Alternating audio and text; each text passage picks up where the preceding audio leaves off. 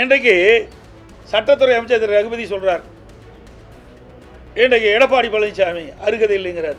எனக்கு அருகதை இருக்குது, உங்களுக்கு அருகதை இருக்குதா என்று தெரியல.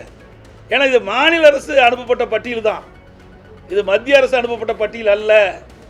மாநில அரசு தான் தகுதியான டிஜிபிகள் பணியாற்றக்கூடிய டிஜிபிகளை தேர்வு செஞ்சு மத்திய தேர்வாணைய அனுப்பப்பட்டிருக்குது.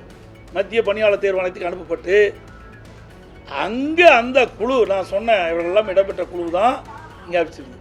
இப்போ என்னன்னா இந்த 3 பேரும் இவர்களுக்கு சாதகமாக இருக்க மாட்டார்கள் என்று கருதி தான், கைப்பாவையாக இந்த அரசுக்கு செயல்பட மாட்டார்கள் என்று கருதி தான் இது வரைக்கும் டிஜிபி நிரந்தர டிஜிபி நியமிக்கப்படவில்லை. இதுதான் உண்மை. ஒரு சட்டத்துறை மந்திரி தவறா இப்படி பேட்டி கொடுப்பது வெட்கக்கேடான விஷயம். இப்படிப்பட்ட மந்திரிலாம் இருந்து அந்த நாடு எப்படி உருப்படியாகும்? உண்மை செய்தி மக்களுக்கு சொல்ல வேணும். ஏன்னா நாட்டு மக்களுக்கு ஒன்றும் தெரியாத நினச்சிட்டு இருக்காரு சட்டத்துறை மந்திரி. இதெல்லாம் சட்டத்தின் அடிப்படையில் தான் செயல்படுது. MCR Pure Cotton Club, formals and casual shirts.